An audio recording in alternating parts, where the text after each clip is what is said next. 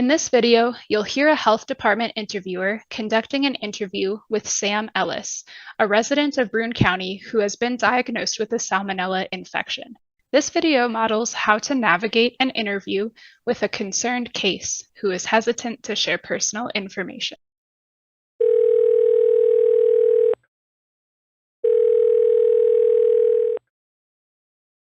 Hello, may I speak with Sam Ellis?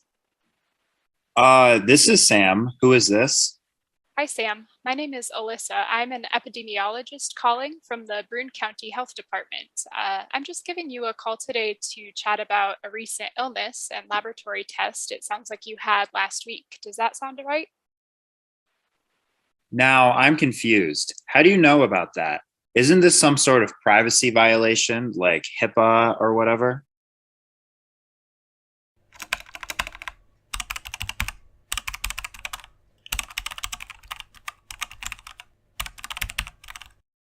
In an interview, it is important to validate concerns a case brings up. In this situation, it may help to clearly explain how you received their information and that it will remain confidential.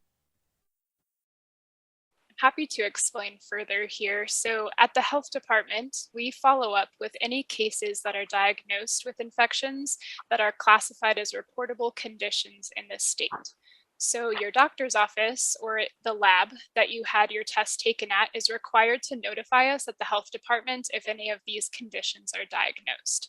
And I'm calling so that I'm hoping to conduct an interview with you to make sure that you didn't become sick because of something that could maybe make anyone else sick as well. So it involve asking a few questions about your illness, but any responses that you do decide to provide will be kept confidential. So your name or other information won't be shared. Does that sound okay? Do you have any other questions before we start? How do I know you're actually from the health department? This sounds like one of those spam calls my friends get all the time.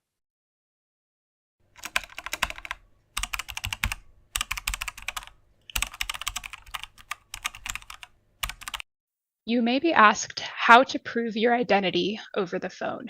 Be sure to validate the concern and provide options to verify who you are and where you work. I completely understand wanting to verify who I am, especially when we're talking about health information. So we have some options. I could send you an email from my health department email address, which ends in @broomecounty.gov.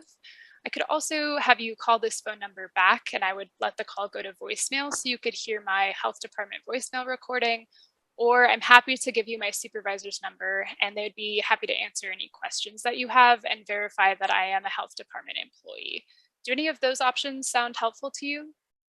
Well, I guess I believe you, but I'm not really sure what questions you have for me. Okay, great. Well, your laboratory test from last week came back positive for a bacteria called salmonella. So that's what was making you feel sick. I'm hoping to ask you some questions about what was going on before you were feeling sick, so we can see if we can figure out what might have caused your illness. The whole interview would take about 20 minutes. Does that sound okay? I don't really know about all of these questions, but go ahead.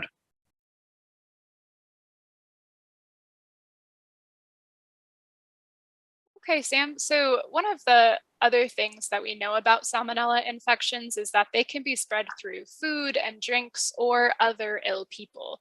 So I have a few questions for you about the different places you might have eaten food at during the week before you were feeling sick.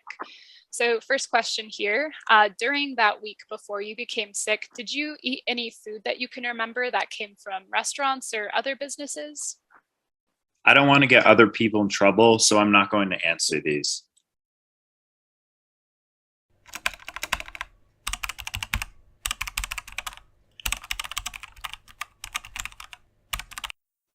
When addressing hesitancy, it can help to explain why certain questions are being asked and remind cases that their responses are confidential. Okay, that's all right. Let me just explain a little bit more about why we ask the questions, just in case that helps. So we're asking information about the types of foods that you ate and where you ate them to make sure there's not one location or type of food that seems to be making people sick. So our main goal here is to prevent anyone else from getting sick. It's not to, get any restaurants or facilities in trouble. And just a reminder here too, if you do choose to respond, any of those responses will stay anonymous, so your name wouldn't be shared at any point. Yeah, I understand that it's confidential, but I still don't want to answer. I don't want to talk about anyone else.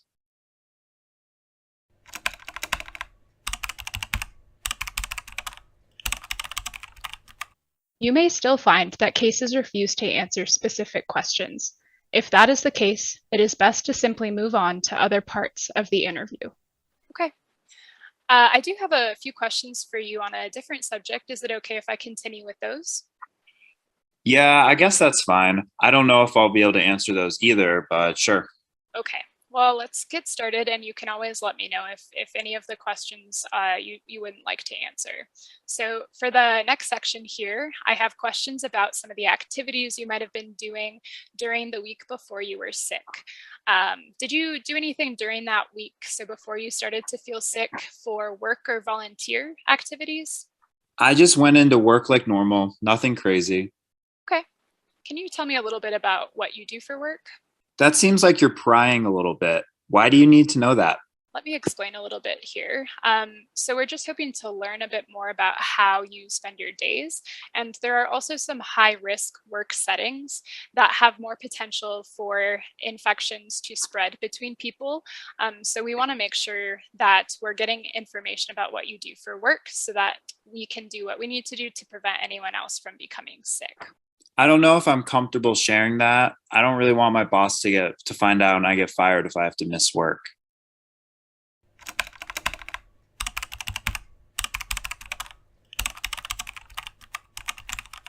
During an interview, it can help to listen for and identify why a case is hesitant to answer certain questions so that you can address these concerns directly.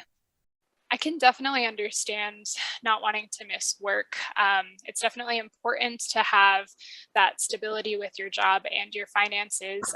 The only way that we would contact your employer is if we figure out that there's any sort of situation where it's possible that there's disease spread in your workplace. And even if this were to happen, everything would be kept anonymous. So if I were to inform your employer about any infection spread, I wouldn't state any information about you specifically. I would just ask the employer some questions and make sure that we're doing everything we need to. All right, I guess that's fine. Great. Thanks so much. So would you be able to just tell me about a little bit more about what you do for work? Yeah, I work at Walmart. Okay. What type of jobs do you do at Walmart? Talk to people, move stuff around. Okay, sure. At that job, do you ever do any direct handling of food items? No, I stay away from that. Okay, that's good to know.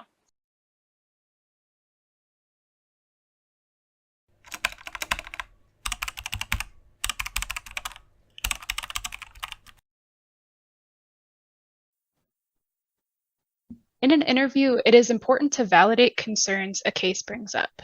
In this situation, it may help to clearly explain how you received their information and that it will remain confidential. You may be asked how to prove your identity over the phone. Be sure to validate the concern and provide options to verify who you are and where you work. When addressing hesitancy, it can help to explain why certain questions are being asked and remind cases that their responses are confidential. You may still find that cases refuse to answer specific questions. If that is the case, it is best to simply move on to other parts of the interview. During an interview, it can help to listen for and identify why a case is hesitant to answer certain questions so that you can address these concerns directly.